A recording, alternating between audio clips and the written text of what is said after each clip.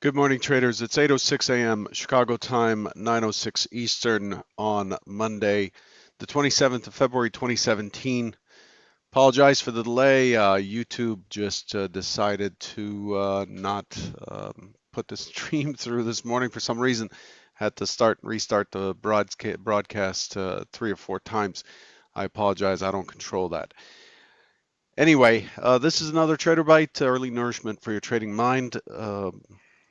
We're starting out a new week here, and uh, and expecting a lot this week after the consolidation we've had for the last few weeks, with the Dow closing higher again on Friday, incredibly. Let's get started. Derivatives trading involves substantial risk of loss and is not suitable for all investors. Past performance is not necessarily indicative of future results. The news overall, overnight, the market stance is lower.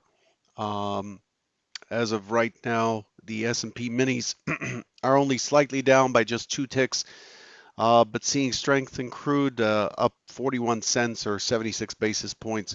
Euro FX up 34 pips this morning. The rest are all red, with the Japanese yen leading the pack down.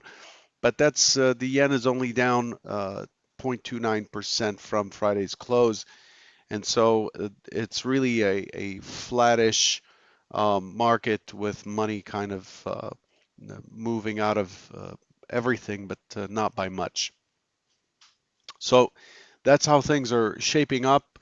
Warren Buffett came out on CNBC and said that stocks are on the cheap side still when measured against today's interest rates. Berkshire, of course, increased its holdings of Apple.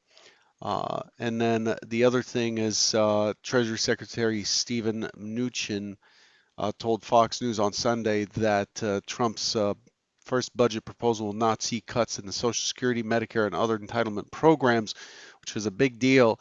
It will seek a hike in defense spending, no surprise there. And then UK Prime Minister May is preparing for Scotland to have a second independence referendum now that Article 50 is going to be invoked. So that's how things are shaping up as far as the overnight news on my feed. There isn't too much here. Um, to really talk about. The Eurozone February business climate indicators is up to 0.82 versus 0.79. Consumer confidence final comes in line at negative 6.2%. This morning, U.S. Durable goods came in at 1.8% versus 1.7. Durable X transports negative 0.2, which was a big drop there, versus plus 0.5. As far as what we're expecting today and for the week, given that it's Monday, we'll go over what the week entails. At 10 o'clock this morning, looking for pending home sales, expecting 0.9% for January. And then other than that, Speaker Kaplan at 11 Eastern. He's a voter leading hawk, speaks in Oklahoma. And then for the rest of the week, now normally the first Friday of the month gets the non-farm payroll release and unemployment. But not so this Friday. It's not showing up on the calendar. I'm not sure if this is a Department of Labor uh, instance of moving it to the following Friday. It shows up for the 10th, I believe.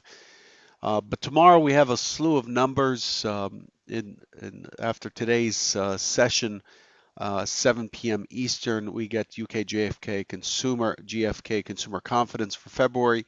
There's no estimate for that again out of the UK. Tomorrow morning at 5 a.m. Eastern, we get a European CPI estimate. At 8:30, um, at 8:30 Eastern in the morning, we get U.S. core PCE, GDP annualized, GDP price, personal consumption, advanced goods trade balance, all coming in at the same time at 8:30. Also getting wholesale inventories.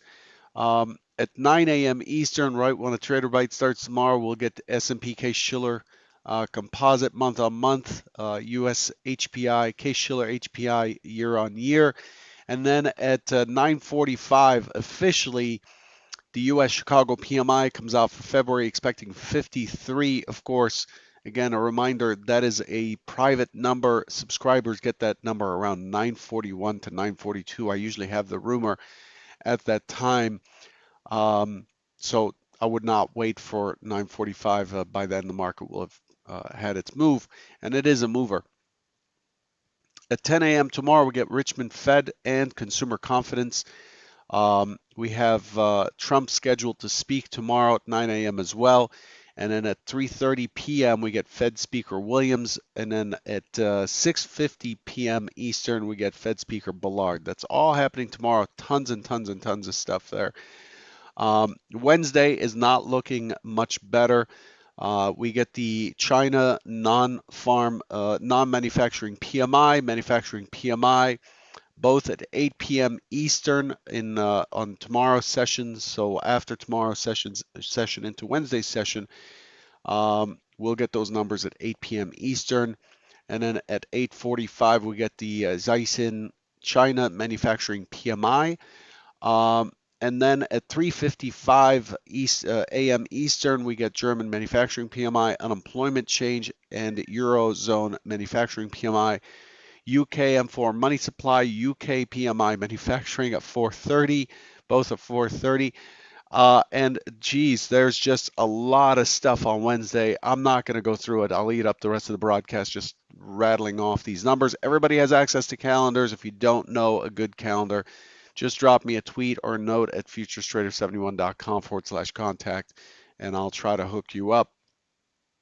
We have even more information coming out on Friday. Tons of speakers Friday.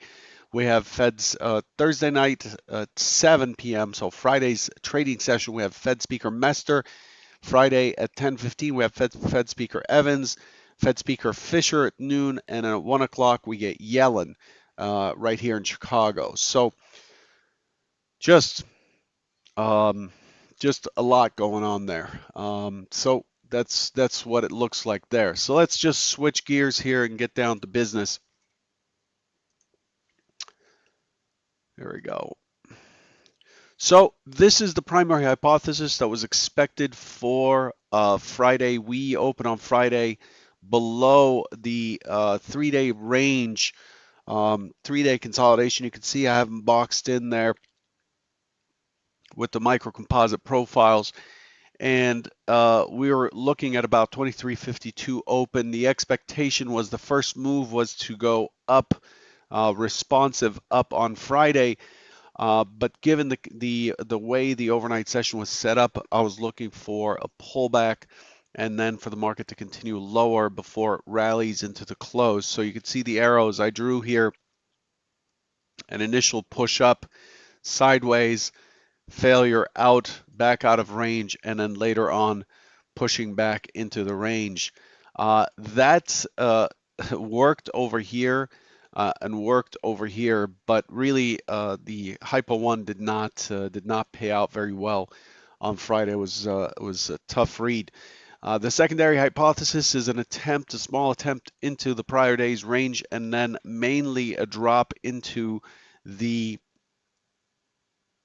3-day consolidation we had from the 15th to the 17th before the market finds a base and rallies back into the prior day's range or last week's range, back up through the 23.52, 53 and higher into the close. In either case, hypo 1 and hypo 2 looked for a close that was higher because that's what how the market's been auctioning.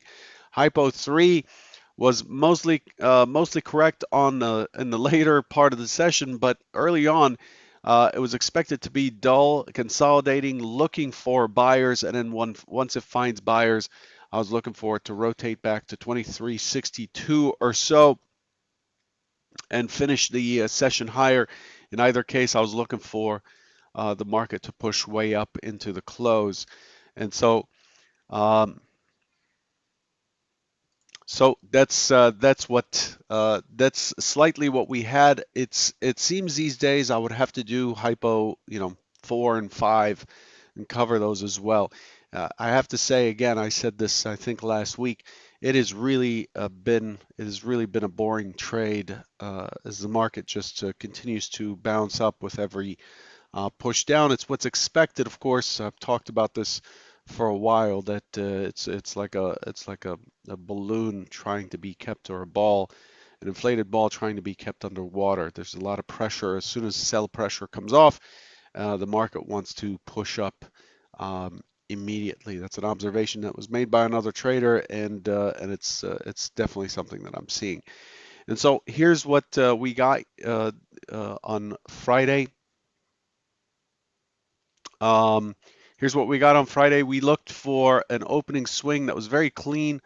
The opening swing had a very clear high and low, and then immediately the market breaks and it pulls back to the opening swing, mid and VWAP before it rallies back up to 59.75, a small double top here. And then it just goes sideways for quite some time. It breaks through the mid, holds the opening swing high right here, this dashed whatever cyan line, and then finally it breaks the IB high by a couple of ticks, pulls back to the mid again. That sets us up a little bit. Pulls back to the mid again, and then doesn't really break at the second time. The expectation on the second time is a lower high, unable to extend the range higher. And the expectation is for it to come back up and start to attempt to push lower. It didn't do that. Instead, it pulled back to VWAP again and off to the races. It goes into the close. Very, very strong close. An 8-point rotation initially with a small pullback, and then the overall rotation was about 9.25 points to close near highs, leaving the point of control lower and closing up above. It did not push. It did not push enough to create a point of control that's up high, since it pushed later in the session. But overall, it's held those prices overnight. So this just even though the point of control, if you follow the point of control, or the price that has the highest volume, you could see it's been fairly steady here in the range. So the point of control has been sitting in the 2360 to about 2362 area, and holding steady. And then we moved it lower, but then we finished higher. So what we have here, to put it mildly, is a bit of a mess. So it's completely balanced. So let's look at a bigger picture time frame here. Completely balanced. You can see we moved away from the MC point of control on Friday. Let's extend this profile forward to see how the market's been trading. So we fill in a little bit below, so you can see that value low has moved lower right there. We fill in a little bit below, but overall we're just kind of fattening up the entire profile. You can see those numbers changing all across. And then all of a sudden we get this push up with the point of control remaining stable at 2360.50. The initial test on Friday right here went to 2360 and a quarter versus 2350. I'm using tick data to see this. So yours might show 2360 quarter or whatever. But the initial test out of the IB on Friday was a 2360 quarter before it found sellers. So expected sellers to hold on here, and then of course all bets are off on the close. Again, it's not an easy market to read. It might give you the impression, as I said before, I've been trading for quite some time here, 16 years as a professional. And by professional, I mean full-time, in a professional environment, not someone who's dabbled. So I've seen quite a few cycles, including the dullness of 2005, 2006, before the housing bubble burst, and then the volatility break in 2008, 2009, and carried over to 2010, and then the quietness that happened in 2011 and 12, and now we have this market that's just grinding along, and it's been like this. The market's been like this since about July of last year. It started around July of last year. The VIX has again continues to collapse. Uh, I linked an article yesterday by I think Huffington or somebody or Business Insider, I'm not sure, about how the Fed is concerned with the VIX and the fact that it's very very tight, and it might giving the idea be giving the idea to investors that the market is steady and creating some complacency. But overall, it's the volatility is not there, so I'm seeing that affecting automated systems, especially those that look for buy and sell pressure. There's just a lot of non-follow through, and then you have one big move or a gap that moves us into the next area. So if we look at this action here, you could see that one one big move takes us to the next area, and then we sit sideways for 2, 3 days. Then we have a gap, and we sit sideways for a few days. And it's just been like this for quite some time, especially after the election. It started to just push one directionally, and it just makes it tougher for day trading, but great for investing. Anyway, the volume was in line on Friday. Not much more we can glean from it except for the fact that it did push and close near the high end of the range. As far as what we've done since the overnight session, we opened strong. We opened strong yesterday at 6 p.m. Eastern, and then the market was allowed to float down into the open, and has seen when I look at the order flow in the overnight, I see quite a few bursts of like 2 point impulse moves, and then the market falls, and then another 2 point impulse move, and then the market falls again. It's just I'm seeing some really odd behavior. Right now, the setup is slightly bearish, even though we remain right around the close. So you can see that taken in its own by its own merits in the overnight session, you can see that we have crossed below the mid and are pushing up against what was support before, potentially being resistance again at the mid. However, the overnight session has a double top at the high at 2370. It did put in a lower low here from a price action perspective, but we're not pushing far at all. 2360 is expected to be initial support if the market manages to move down there. In either case, we're trading around the point of control overnight, and we're trading below the mid. So the overnight, all that's saying, and given the shape of the profile here, all that's saying is the market is not arriving at any consensus at all. It could do whatever when we open. The market could always do whatever, but generally we look for an indication of what's what's likely to happen next on the open. The market's been one-time framing up for quite some time here. These are weekly bars, okay? So this goes back to November, and you can see the higher lows on a weekly basis, higher lows, okay? Higher lows. So we've been putting in these higher lows all along. This is called one-time framing. And so what I do is I track very closely what the prior week's higher low is, and what you'll have. Oops, sorry about that. Um, and what you'll have is, okay, I'm losing 1 second. I'm losing my, um, I'm on a 4K screen, and sometimes it does that. All right. Um, and so what I do is I track the prior week's high and low because I want to see where that is. So the prior weekly low is right here at 2351. I want to see how the market treats that prior weekly low. On a daily time frame, we broke we broke the one time framing up on Friday. We weren't really one time framing up. So what we have is on a daily time frame, we're consolidating, we're balanced, we're sideways, there's no direction. But on the weekly, there is a clear direction, and this tells us this is an indication that very high time frame players are in control and they're buying the dip in general. So that's what's shaping up. So we keep track of where the prior weekly low is. If we break the prior weekly low, it's likely to cause a small flush and a reattempt, but it might indicate the end of that strength. Um, and so that's where we are. That's where we are currently. So one last thing. Here's the weekly profile.